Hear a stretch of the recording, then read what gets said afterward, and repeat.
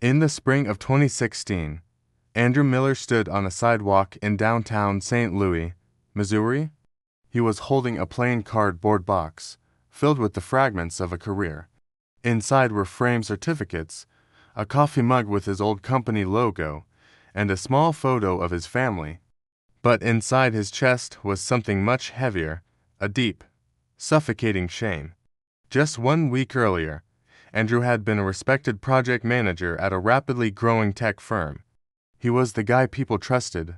Younger employees looked up to him, hoping to follow in his footsteps. His LinkedIn profile was a perfect highlight reel of success, climbing the corporate ladder one rung at a time. But one single mistake, one error in judgment, changed everything. Andrew Miller was a man who did everything right. He was raised to believe in responsibility and hard work. His father had worked in a factory for 30 years without complaint, and his mother never missed a day of work. Andrew followed their example. He followed all the rules. He went to college, earned his degree, and worked his way up diligently. By the time he was 39, he had a stable income, a beautiful home, and a solid reputation as someone you could always depend on. He believed that a good reputation, once earned, was permanent. He was about to learn just how wrong he was. The mistake that went public happened during a massive, high-stakes company project. Under pressure, Andrew trusted the wrong data source. A critical report, one that executives were waiting for, went out with completely incorrect numbers. The error caused a significant financial loss for the company. And in the corporate world, when money is lost, someone has to take the blame. To his credit, Andrew didn't hide. He immediately stepped forward and admitted his fault. But it was too late. The damage was already done. An internal email detailing the failure was leaked to the public. Social media erupted. Industry blogs picked up the story and shared it widely, dissecting every detail. Suddenly, Andrew's name, the name he had worked so hard to build, was inextricably linked with failure. Within just a few days, he was quietly asked to resign. The hardest part wasn't losing his job.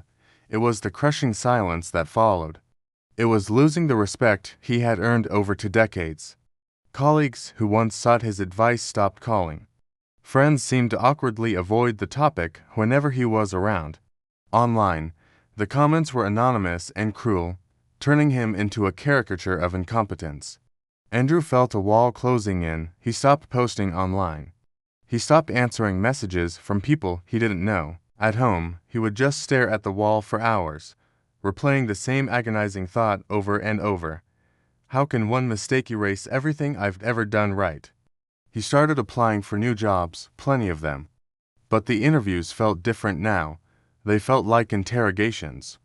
Hiring managers would ask these carefully worded questions, dancing around the incident. Some of them recognized his name immediately. Others, he could see them discreetly Googling him during the interview itself. The feedback was always polite, but devastating. You have very strong experience, they'd say carefully, but we're a little concerned about the potential risk.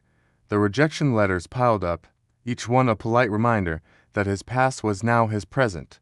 Rejection had never felt so personal. One evening, things reached a breaking point. Andrew was sitting alone in his car in a grocery store parking lot. He just watched people walking in and out with full carts, living their normal lives. In that moment, he felt invisibly small, completely insignificant. For the very first time in his life, Andrew wondered if he was finished. Not just professionally, he wondered if he was finished as a person. It was his darkest thought. Then, a quiet turning point. A former coworker, a woman named Rachel, reached out to him. She was the only one. And she didn't talk about the mistake, the company, or the fallout. She just asked a simple, powerful question. What did you learn from it? Andrew was stunned. He didn't have an answer. That night, for the first time in months, he did something productive. He took out a notepad and wrote everything down. What had failed, the warning signs he had ignored, the things he would never, ever do again. He wasn't defending himself or making excuses. He was finally owning the lesson. With this new perspective, Andrew stopped blindly applying for jobs. Instead, he started reaching out to small, local businesses, and he decided to tell the complete truth. "I made a huge mistake," he would say in his emails or calls. "I learned a painful lesson from it, and now I can help your company avoid the same pitfalls." Many didn't reply, but one did. A local logistics company that was struggling with disorganization invited him for a conversation. It wasn't an interview, they said, just a conversation. In that meeting, Andrew didn't talk about titles or salary. He just explained processes. He shared systems he had developed. He offered real, tangible value based on his hard-won experience. They hired him on a trial basis. He was starting from below zero. The pay was low, and the title was modest. It was a humbling step down, but Andrew accepted it with gratitude. He showed up early every single day. He documented everything, creating clarity where there was chaos. He built new systems that actually worked. He didn't chase praise or applause. He just chased reliability, day in and day out. Within a few months, the company's mistakes dropped dramatically. Efficiency soared, and trust, quietly and slowly, began to return. Andrew started to realize something profound. Real respect isn't loud. It isn't found in a fancy title or a corner office. It's built in the quiet moments when no one is watching, through consistent, honest work. He started training younger employees, creating clear guidelines to help them succeed. He championed a culture of accountability, not blame. The very same people who might have doubted him at first now depended on him completely. By 2020, for years after losing everything, Andrew launched his own risk management consulting service, specifically for small businesses.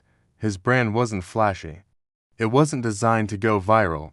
It was just honest. He spoke openly about his own failure, not as a source of shame, but as a source of expertise. And business owners trusted him because he understood the real-world consequences of a mistake. His greatest failure had become his most valuable source of credibility. One day, Andrew was invited to speak at a local business workshop. He stood in front of a small crowd and shared his whole story: the mistake, the shame, the silence, and the slow climb back. He didn't make any excuses.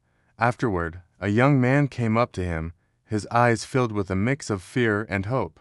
"I made a big mistake at my job last month," the young man said. "I thought my career was over. After hearing you, now I see another way forward." Andrew smiled. That single moment of connection, of helping someone else find their footing, mattered more to him than any promotion he had ever received. Today, Andrew Miller is not famous. His name isn't in the headlines. But he is respected again, and this time, it's for the right reasons. He mentors other professionals who are dealing with their own public mistakes. He teaches the one lesson that school and business seminars never cover: how to recover your career and your self-worth with integrity. Andrew's story teaches us something incredibly powerful.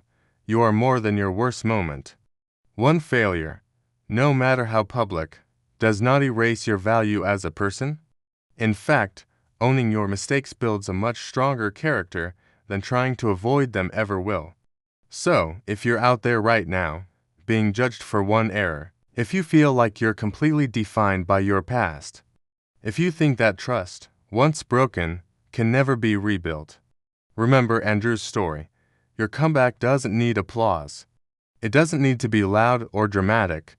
It just needs two things: honesty and time. Thank you so much for watching. If this story resonated with you, please consider subscribing for more content about resilience and growth. We'll see you in the next one.